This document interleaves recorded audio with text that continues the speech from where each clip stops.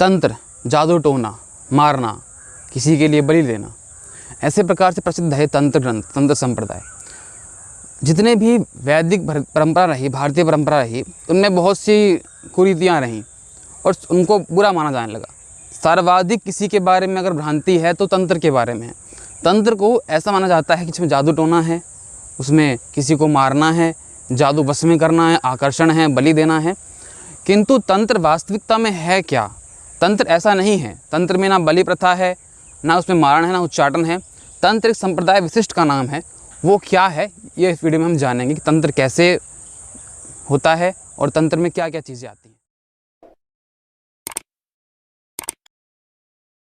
नमस्कार, तो शांत में आपका स्वागत है। मैं महेश्वर। एक विषय अक्सर आता रहता है कि ये तंत्र के बारे में।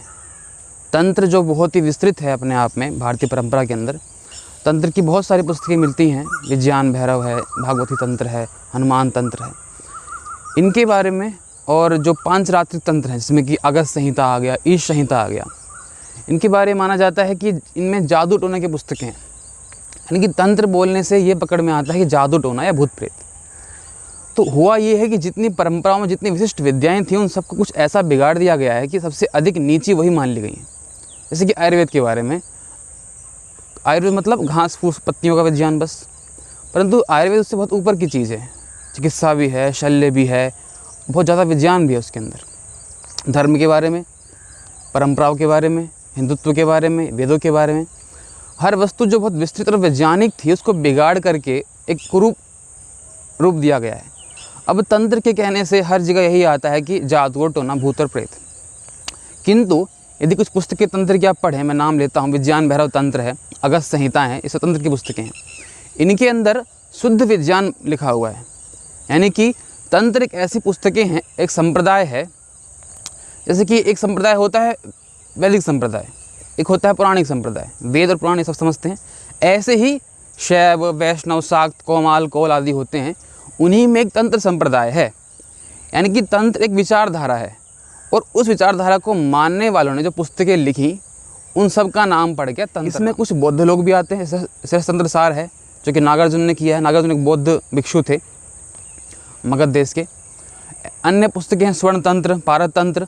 ये सब क्योंकि भगवान शिव के परंपरा में आते हैं, तो इन्होंने अपने आप को तंत्र मार्गी कहा और जो पुस्तकें इन्होंने लिखी उसका नाम पड़ गया तंत्र। स्वर्ण तंत्र पुस्तक जो होगी वो स्वर्ण विज्ञान के बारे में। पारत तंत्र एक केमिस्ट्री की पुस्तक है, इसमें पारा, मरकरी के बारे में बहुत सी बातें लिखी हुई हैं। ऐसे ही आयुर्वेद के तंत्र है बहुत सारे। विज्ञान भैरव तंत्र, नाम है विज्ञान भैरव तंत्र, ये पुस्तक ध्यान के बारे में है। इसके बारे में बहुत लोग जानते हैं। ये पुस्तक में 112-114 विधि ध्यान की लिखी हुई हैं, जो बहुत ही विस्तृत हैं और बहुत ही नवीनतम पद्धति की खोज है, जो कि पतंजलि के बाद की पुस्तकें हैं। तो इसमें समन्वय पतंजलि का भी है और पांचिक आचार्यों का भी है, सांख्य का भी है। बहुत प्रकार की जो धारणाएं हैं, ध्यान की विधियां हैं, उनका समन्वय करते हुए 112 विधियां बनाई गई। उनका नाम था विज्ञान। में लगता है कि कोई पुस्तक जादू टोने की है, पर ऐसा नहीं है। इसमें केवल ध्यान के बारे में बातें लिखी हुई हैं।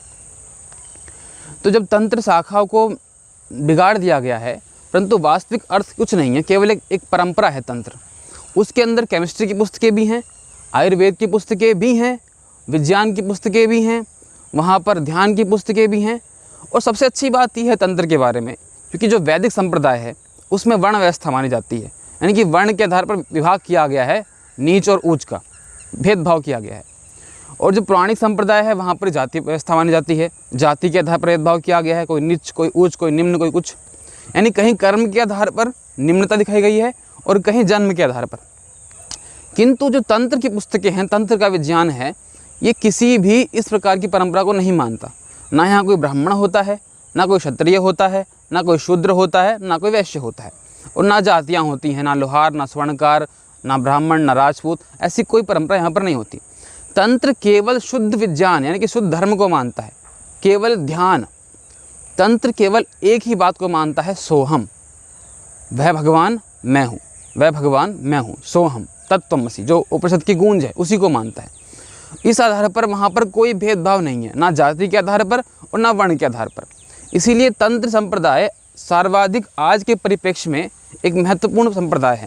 जो विज्ञानवादी लोग हैं, तंत्र कुछ वैसा ही है, किंतु तंत्र नास्तिक इसलिए नहीं है क्योंकि तंत्र ध्यान की ओर बढ़ा हुआ है। शैव होने के कारण तंत्र के अंदर ध्यान का बहुत विस्तार है, बहुत विधियां हैं, और वो इस प्रकार से ईश्वर को नहीं मानता। जैसे कि वेदों में माना जाता है, पुराणों में माना जाता है कि एक संप्रदाय है, ईश्वर है और वो हम बनाने वाला है, हम उसकी कर्ता धर्ता हैं, ऐसे कुछ अपनी अपनी सोच बहुत सारी होती है। शैवों में अलग, वैष्णव में अलग और जैनियों में अलग, सब में अलग अलग बन जाती है। वैदिक लोग अलग प्रकार से मानते हैं, कोई निराकार मानता है, ईसाई अलग मानते हैं, किंतु तंत्र जो मार्ग है वो ध्यान को महत्वपूर्ण मानता है। सोहम का तात्पर्य ये है कि आप ध्यान में बैठिए और जानिए जो अखंड चेतना सर्वव्यापक घूम रही है सारी ओर, वो आप ही हैं। आपसे भिन्न कोई चेतना नहीं है और कोई चेतना आपसे भिन्न नहीं है। यानी कि चमड़ी से आत्मा भिन्न नहीं है, अस्थि से आत्मा भिन्न नहीं है, मेद से आत्मा भिन्न नहीं है और आत्मा से परमात्मा भिन्न नहीं है। सब कुछ एक ही है। सर्वम इदम खलु ब्रह्म, उसी गूंज को तंत्र आगे लेकर जाता है, जो कि शैव दर्शन के अनुसार सोहम नाम से कहा जाता है कि आप ही भगवान शिव हो और भगवान शिव ही आप हो। बचा क्या? परमात्मा आप परमात्मा। तो जितना भी कुछ ये दिख रहा है विस्तार सारा जड़ चेतन का, ये सब का सब एक ही तत्व है, निराकार ब्रह्म तत्व, और वही साकार रूप में व्यंग होता है। दोनों भिन्न भिन्न नहीं हैं। इसीलिए तंत्र संकल्प बल पे काम करता है, जिसे लोग जादू टोना कहते हैं आजकल, संकल्प बल। यानी संकल्प कर लेने से किसी का अच्छा होना या बुरा होना या कुछ मानते हैं कि तंत्र के अंदर ही सिर्फ ये चीज़ें हैं, मारण, उच्चाटन, विवसन आदि आकर्षण करना। परंतु अगर वैदिक मार्ग को पढ़ें, पौराणिक को पढ़ें, तो वेदों के अंदर जो मीमांसा शास्त्र होता है, जो अभी मिलने वाले मीमांसा में जैमिनी मीमांसा मिलता है, मुख्यतः ब्राह्मण ग्रंथ जो हैं उन्हीं की मीमांसा है जैमिनी के अंदर। तो ब्राह्मण ग्रंथ, और क्योंकि इसकी व्याख्या है इसलिए मैं बोल रहा हूँ मीमांसा को, वरना ब्राह्मण अपने आप में वो विषय लिए हुए हैं। किसी को मारने के लिए याग करना, उच्चाटन के लिए, किसी को रोग करने के लिए, पशु जीतने के लिए, ग्राम जीतने के लिए याग करना, ऐसे स्वर्ग की कामना से याग तो होते ही हैं। इसके अलावा बहुत प्रकार के याग और भी हैं। शत्रु को मारने के लिए, युद्ध जीतने के लिए अनेकों प्रकार के याग हैं मीमांसा के अंदर भी, जो वैदिक परंपरा के अंदर है। पुराणों के अंदर स्पष्ट ही है, दिखता ही है। जितने भी शैव पुराण है, आदि ग्रंथ हैं, इन सब में मारने के लिए, जीतने के लिए, करने के लिए अलग अलग प्रकार की विधियाँ दी गई हैं। लेकिन तंत्र के नाम पर केवल ये थोप दिया गया कि तंत्र इस प्रकार का है। लेकिन तंत्र कुछ ज़्यादा अच्छा इसलिए है कि तंत्र ये बात जानता है कि ये कोई चमत्कार नहीं है। तंत्र इसे संकल्प कहता है कि इस मंत्र के विनियोग करने से आप में उस देवता की सिद्धि आएगी। वो देवता क्या है? जितने संसार में चीज़ें दिख रही हैं, सबकी एक शक्ति है, वो देवता ही तो है। उस देवता को जान लेने पर आपके अंदर वो संकल्प बल आ जाएगा। जैसे कोई अध्यापक शिष्य को बोलता है, शिष्य उसकी बात को मान लेता है कि संकल्प का बल है। लेकिन वही अध्यापक संकल्प से हीन होकर, या पिता संकल्प से हीन हो, तो पुत्र या अध्यापक उसकी बात नहीं मानते हैं। वैसे ही संकल्प को बढ़ाने के लिए कुछ ग्रंथ है, सब ग्रंथ नहीं, तंत्र के ग्रंथ जिनमें कल्प ग्रंथ कहा जाता है, जो कल्प है, जिनमें कि आकाश कल्प और बहुत से कल्प ग्रंथ हैं, वहाँ पर मंत्र विनियोग है। जैसे वैदिक मार्ग में व्याकरण आदि होते हुए कल्प ग्रंथ होता है, जो जैमिनी मीमांसा के अंदर आ जाता है कल्प ग्रंथ, वहाँ बहुत सी छटा है उसकी कल्प की।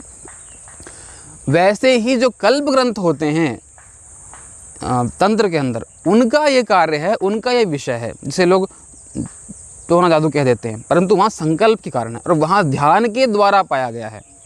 जो बलि प्रथा की बात करते हैं वो कुछ तंत्रों में है, ऐसी बात नहीं है कि नहीं है, वो वैदिक मार्ग में भी हैं। जैमिनी मीमांसा के अंदर बलि प्रथा है, पशु याग वहाँ पर भी होता है।